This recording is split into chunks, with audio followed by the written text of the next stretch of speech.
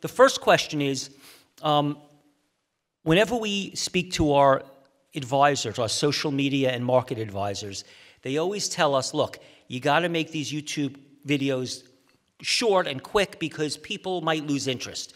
So I'm going to have to ask you the final question as the first question because we have no guarantee that everyone will watch the entire video. So being that there's going to be a lot of people that see this, and this might be the only opportunity you get to speak to them in your lives. They might never read your book, never watch another video. They might never have anything to do with this subject again.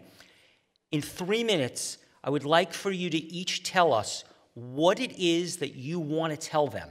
In other words, from all the books, the movies, everything, the research you've done, at this moment, if someone is sitting home on YouTube watching this, what do they need to know that will affect them? What do you have to say that's so important that they don't know that is going to affect their lives that they might not understand? If you would each answer that question.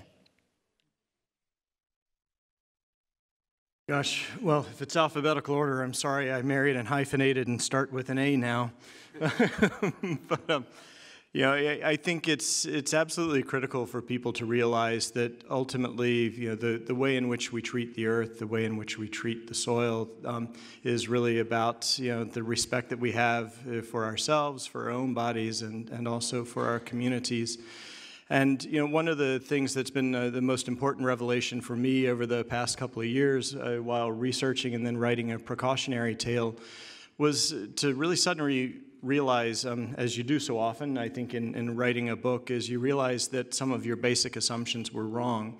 And one of the assumptions that I carried with me for a long time and probably also said as an educator was that it was really incumbent upon farmers to be the ones who were helping move us forward with the organic movement. And however you choose to define or understand that word organic, I think that the mistake in many ways is that, in fact, we can't leave that on the shoulders of the farmers, that really it is about communities, and it's the power of what one individual can do to spark a community and then to start a community movement, which in the case, I think, of malts in the small Italian town in the Italian Alps, I think in that case, suddenly we realized that, you know, what started there can become an international movement. So never underestimate yourselves. I think that's a big point.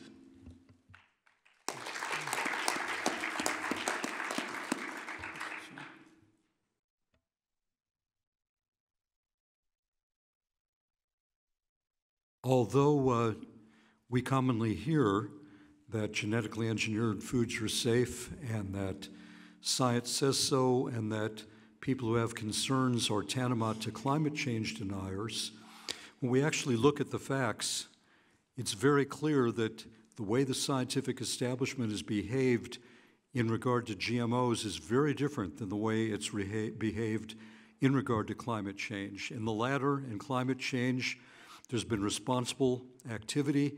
They've upheld science. In fact, if anything, too many scientists have been overly cautious in the way they present information and make conclusions. In the case of GMOs, important pillars of the scientific community have repeatedly misrepresented facts, pushed out misinformation under the banner of science, attacked science who are actually trying to uphold the standards of science, and unfortunately imposed high-risk foods on unsuspecting populations around the world. If the scientific establishment had actually behaved as scientists when it comes to GMOs, if they had honestly communicated the facts, if they'd upheld the standards of science, I wouldn't be here. I wouldn't have had to write the book. There would be no genetically engineered crops grown anywhere. That's not an exaggeration. That's why they misrepresent the facts so solidly. And another major agency that has helped in this bamboozlement is the United States Food and Drug Administration. If the FDA alone had merely told the truth and followed U.S. food safety law, then again, there wouldn't be GMOs on the market either, because the FDA has repeatedly covered up the warnings of its own scientists about the abnormal risks of genetically engineered foods.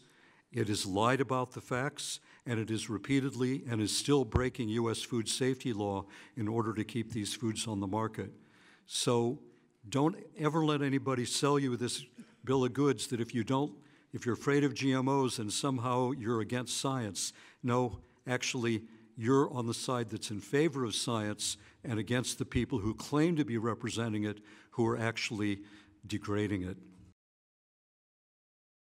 It is the same with pesticides. The use of pesticides in our food is based on a scam and not on science. The fact is that not one formulated pesticide that are used by farmers here in the US or any other country, and there are 1,400 approved pesticides, not one has scientific testing for the actual diseases that we suffer from. So in other words, not one has been tested for cancer or heart disease or for birth defects. The governments will say they are scientifically tested, but they don't actually test the product that farmers use. They only test one ingredient in that product. That one ingredient is usually less than 5%. So it is a scientific nonsense to say if you test less than 5% of a cocktail of poisons that it has the same level of toxicity as the whole cocktail. The independent science shows that in most cases, the actual products used on our food are hundreds of percent more toxic than the accepted testing by the pesticide authorities. The other thing I want to say is this, is there is not one independent scientific peer-reviewed study showing the safety of one pesticide for our children. But the independent science shows that the smallest levels of pesticides are doing enormous damage to the health of our children. And what type of society permits our children to be damaged by pesticides? For me, this is the worst of child abuse, particularly when we have hundreds of scientific studies showing this abuse, and the pesticide authorities and the pesticide companies are working together to basically continue this abuse. An example of that is an organophosphate called chlorpyrifos that the US EPA was about to ban, but the pesticide companies lobbied the government and got this ban overturned. So these poisons now are damaging our children. Damaging children, we know that it damages their developing brains when they are as a fetus and while they are born. So what we're seeing here is neglect by the pesticide authorities in collusion with the pesticide companies.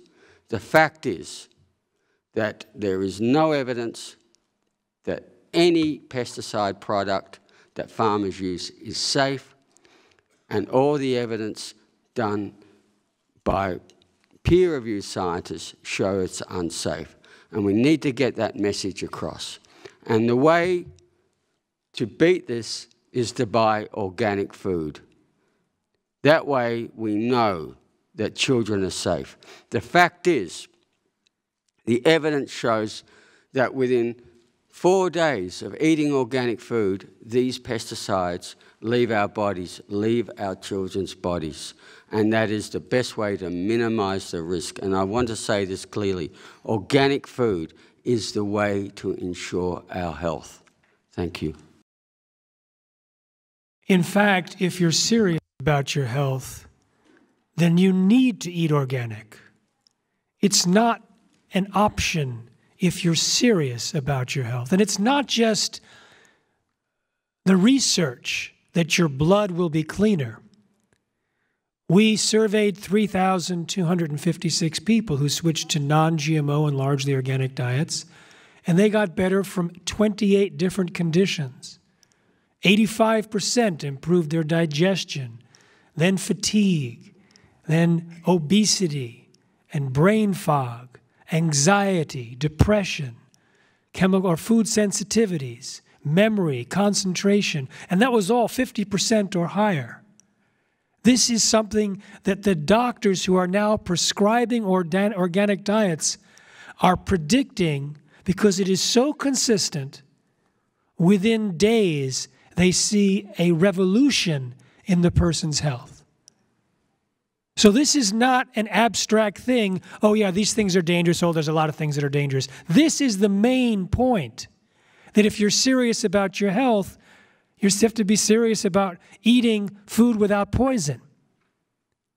And if you feel that you can't afford it, I'd like to recommend adding your medical budget, your health budget, and your philanthropy budget, so that you're contributing to a healthier world at the same time. So if you're serious about personal health, to me, it's eating organic. If you're serious about global health, then it's keeping the GMOs in the laboratory.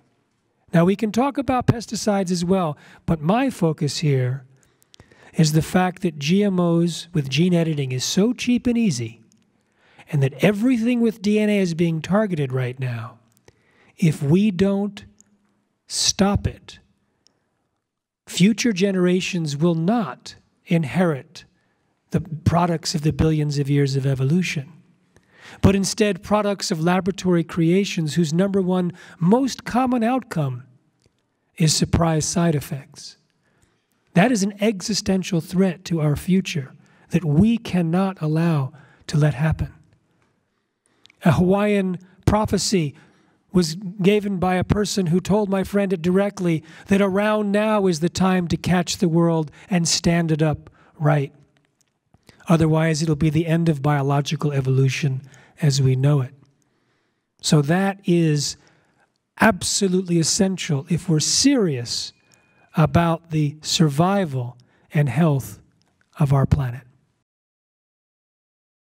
I named the last chapter in my book Extreme Makeover, and by that I meant that we need to give the beauty industry a makeover, and the pesticide industry, the oil and the war industries too, until there are no more toxic chemicals in every baby born on Earth, until all children everywhere are born with the chance to survive and thrive, and ecosystems have a chance to survive in all species.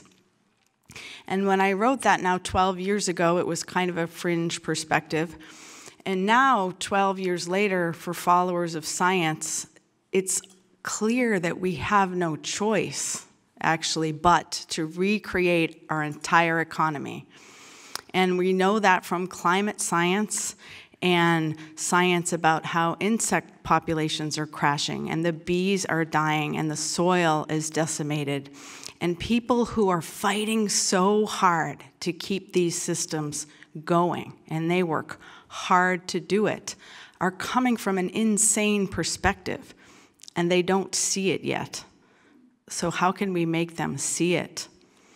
And I want to add to all of that that we also have to give the government an extreme makeover, and this is probably the most important and the hardest task of all. It's easy to think about how we can recreate the economy because people can make money doing that, and they are, right? Selling great products and making organic food, and absolutely we need to make those transitions and support them with our money. But we also need a government that uses our collective resources to protect our health. And we need to fight for that. And there's so much division right now over politics and who wants to even deal with it, but we have to. It's another thing about which we have no choice. And as I talk today about the systems of propaganda that are incredibly sophisticated, coming at us from all angles, these stories of how we have to not only keep things the same, but double down on industrial pesticide-heavy agriculture, and double down on GMOs, and double down on a toxic, addicted to toxin system. These stories take so much to hold up, but that same amount of effort is going into keeping us divided and disengaged about politics.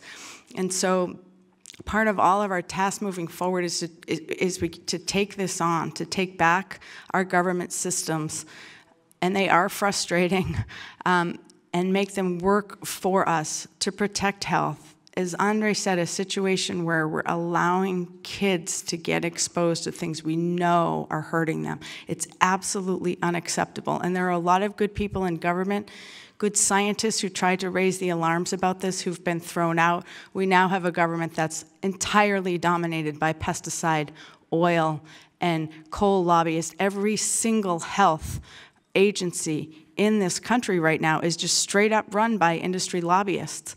And that's kind of new. Now, I mean, it's really obvious. It's worse than it's ever been, but it's been that way for decades, through every administration going back to at least Reagan. So we have a big chance this year in our country to start to change the government. And I hope we'll all vote, get registered, check to make sure you are registered, that your friends are registered, and get out there and vote in November and organize for the candidate that you love, and stop fighting with each other and start talking to each other about what we're for, what we believe in, and the world that we see as possible to create. Well, first, the bad news.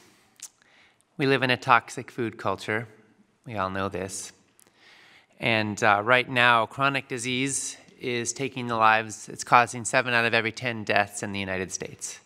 We're talking about heart disease, cancer, Alzheimer's, diabetes. These are conditions that are not something where you go to a doctor and you get healed. They're a condition that most people are living with until the end of their lives. And right now, chronic disease is bankrupting us. The United States is spending $3.5 trillion this year on what we call medical care. But really, we all know it's disease symptom management.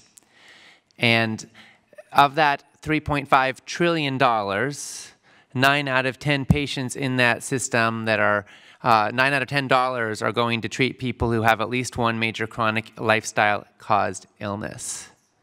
So the costs of our medical system are overwhelming, and we can argue, and political candidates can argue all they want about who should pay for what, but we're not going to be able to afford any of it unless we make some fundamental changes to why we are spending so much on managing the symptoms of disease. And it all comes back to diet and lifestyle. 2% of the children in the United States in high school get enough vegetables. 9% get enough fruits. And the average doctor in all of their years of medical training gets less than 19 hours of education that has anything to do with diet. And of that, they're mostly learning about specific reductionist disease patterns tied to specific nutrient deficiencies, not about how to help patients eat well. But I think this is all good news. Because as bad as things are, that's how much better they can be with a change. And can you imagine how much health we could liberate, how much vitality we could liberate, how many more people could be so much happier and more joyous if they knew what we're learning here? If they were able to eat right and live right and apply the principles of healthy eating in their lives? Can you imagine how much money we could save? Can you imagine how many resources we could save? The toxic food culture is something that is sickening not just to the consumer, but also to the provider. Farm workers do not like spraying toxic pesticides in the fields. Factory farm operators do not like slitting the throats of animals. They do not like cutting the beaks off of chickens so they won't pick each other to death while they're driven insane in horrendous conditions. They don't like pumping livestock full of antibiotics just to keep them alive under terrible conditions.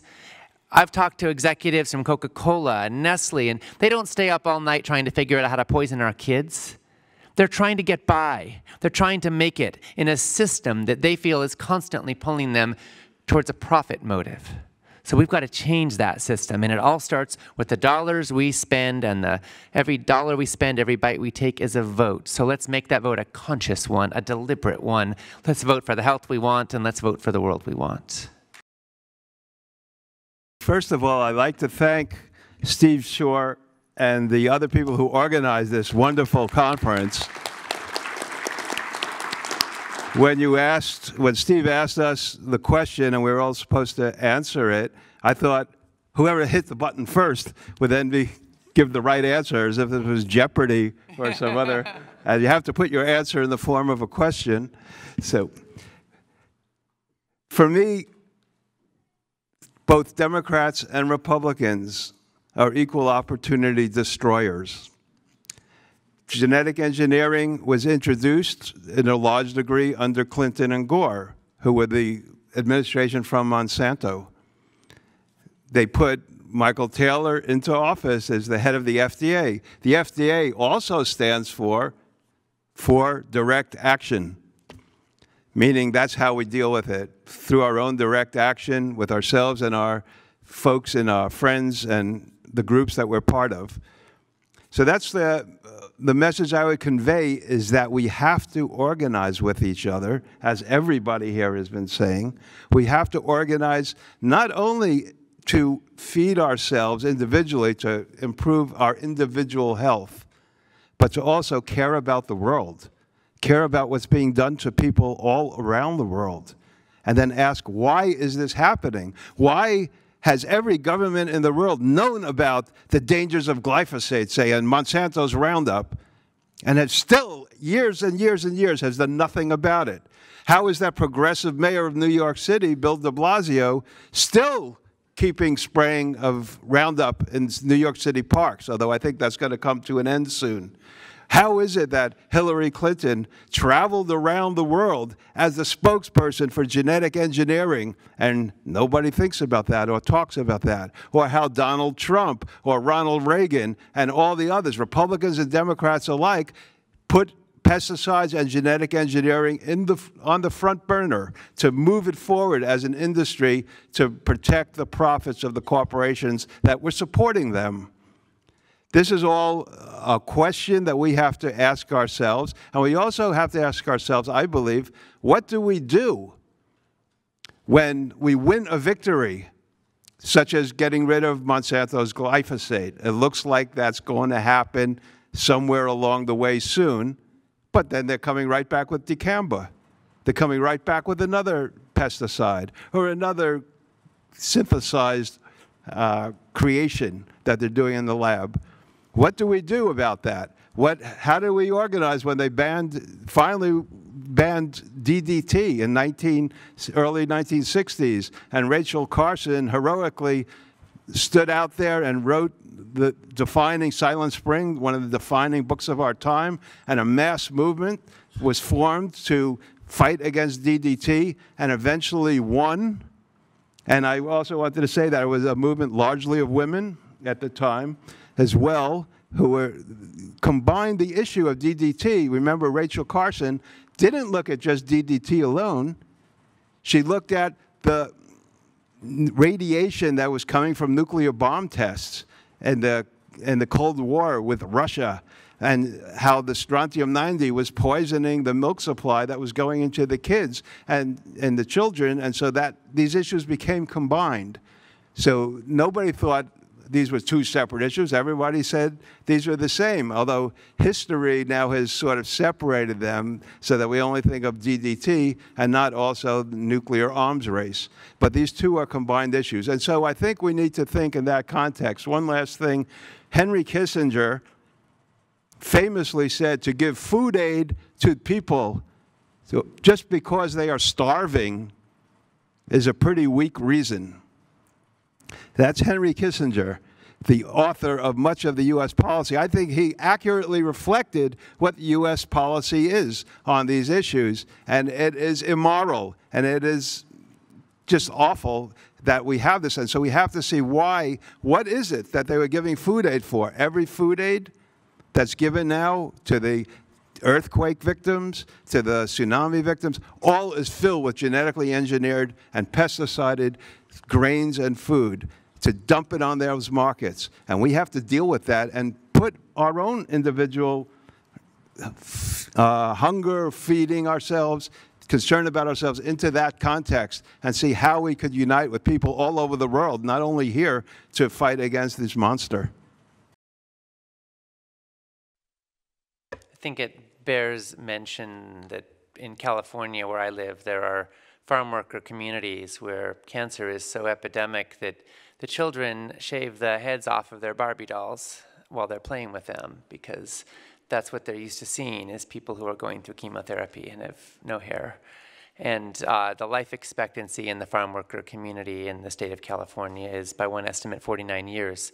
There are a lot of factors that go into that, but you would think with cancer developing late in life, typically, the cancer rates would thus be low, but actually cancer rates are epidemic in farm worker communities. Why? Well, obviously, because people are spraying pesticides in the fields every day. So they're like the canaries in the coal mine, in a sense. For the rest of us, they're on the front lines day in and day out, and they're bringing it back to their families and their children. And we all eat in a way that either fuels that or fuels something else. But we can certainly see what's happening to them and say, my goodness, if it's bad for them, it's probably not good for the rest of us either. And the other piece I would add is we call these pesticides as if they kill, side is death, right? Pests. And it's actually multiple classes. So pesticides includes insecticides and fungicides and herbicides. But really, they're all biocides. They don't just kill that one thing. They kill life. Glyphosate is patented as an antibiotic. These things all kill various life forms. And they don't just stop at the so-called target. So even though, as we're hearing, they're not very effective at those targets, in fact, they produce resistance and in the long run create more problems, but they also have all kinds of other impacts on bees, on monarch butterflies, on our water, on our ecosystems, and ultimately, of course, on our children. A lot's already been said, so I won't repeat it, but I just want to take a moment to acknowledge the grief that I feel. I'm probably not the only one when I think about some of these statistics. And I think about where they lead us, 50% drop in sperm count. Average age of menses, kids, 10, 11 years old. When I think about the impact of these statistics of the decline in our biosphere and our ecosystems, biological diversity, and the number of people who are living chronically sick, and obesity and overweight, now 70% of the population in this country, on forecast to be 90% in the next generation. And when we see so many of us living chronically sick and so many of our kids suffering, food allergy rates amongst our children have quintupled in the last generation. The number of kids who are hospitalized for a food allergy. So, it's not just in our heads or in some overprotective mom's mind that our kid's allergic to peanuts. No, the kid's really allergic to peanuts. And there's a lot of other stuff like that now. And so when I face these facts, and when we look at these facts, I just want to acknowledge that we can point at the villains, and we can point at what we can do. And there's also a lot that is happening systemically that we can do a lot to reverse it. But you know what? Our environment is polluted. Right? It's going to take time. Our gene pool is polluted. It's going to take time. And some of these genetically engineered crops will never be extinct from this earth because this is perpetuity. This is the gene pool being contaminated. And so I'm saying this not to depress, but because I actually want us to, I think we can only genuinely respond effectively to what we face when we genuinely face it. When we genuinely absorb the reality of where we are, that can also, I believe, give us the power, give us the courage, give us the capacity to effectively respond. And the truth is there's a lot of denial that sets in, because we don't want to face how much it hurts, because it's painful to face it. But I say that denial is actually the thief of action. It's actually the thief of courage. And so what I want to invite you, as you're hearing some of these facts, if you feel outraged, if you feel sad, if you feel concern, then I want to invite you to let that become a force that lives in you. Let that light a fire in you, because I believe that actually the responses we feel genuinely as real human beings to what we face are part of what will give us everything we need to do to discover what's possible. And that's, to me, the hope of the world. We are talking a lot about chemicals in the food system. Stacy, you wrote a book about chemicals in the cosmetic industry. Do you want to comment on that, on how it relates to this? So I'll just say, well, that's how I got started, was looking at chemicals in cosmetics and trying to educate women about the products that we're putting on our face and our hair and the bathtubs with our kids. also contain toxic chemicals and many of the same chemicals used in lots of products. And people think of the beauty industry as innovative, but it's actually remarkably not. They've been using the same formulations in all the products for decades, and that's from the most expensive to the least. Where they have been innovative is in packaging and then marketing and finding new ways to convince us that we need, our hair should be straighter, our hair should be lighter, our skin should be lighter, our skin should be darker with spray-on tans, our lips should be plumper. We just aren't good enough the way we are. So we all have to go out and buy a bunch of toxic chemicals to make ourselves feel beautiful and whole. I loved what you said, Ocean, about the monocropping of the mind and the colonization of the mind. I think that's the biggest thing that we're having to fight against. And also the grief of it and the overwhelm. And having worked against beauty companies for years and then switched to food and pesticides, it's so much harder. It's so much harder because the resistance is so much greater. The propaganda campaigns are so much more sophisticated, aggressive, and desperate. Because as we've said, and all of us have said, our food system can't continue as it is, and it actually needs, it requires these massive propaganda campaigns to sustain it. So I hope that I hope that's crumbling. I feel that it is, and that people are seeing through to the truth, and that you can't stop the rise in consciousness that's happening around these issues. And that all of us talking to each other and talking to our communities and being a leader in your community to be that person who's the pesty one, the relative that everybody rolls their eyes at. Some of you are probably that. I've definitely been that. But then they start to listen, and they start to see and experience in their own health that you might be onto something there. And I think that's how people are finding each other, is through searching for answers that they're not getting from doctors, and they're not getting from mainstream medicine, they're not getting in the schools. But they're seeing someone over there who dealt with this, or finding someone online, finding communities of help, people who've experienced it. So connecting in these times of such disconnection is super important. I hope we get to solutions. I think holding the grief is really important, not to say we can fix this easily. We can't. And I think even for those of us who've done this for 20 years myself, I have, but really the grief of it is just hitting me now from a combination of factors of really seeing like this is beyond. This can't be denied or ignored if you're really looking. Once you see, you can't unsee. So that's a problem everyone here will have if you don't have it already. You've taken the red pill or the blue, whichever. You really can't unsee once you see. So what do we do with that? We do have to hold it, and then we need to share it. And even if it's hard, and find ways to talk to each other. Because the other thing I could say is we agree on so much more than we disagree about. Absolutely. The people across this country in both political parties, in every party, people who don't vote, they are really pissed off about what's happening with the food. We raised millions of dollars online from small donors in the GMO labeling campaigns.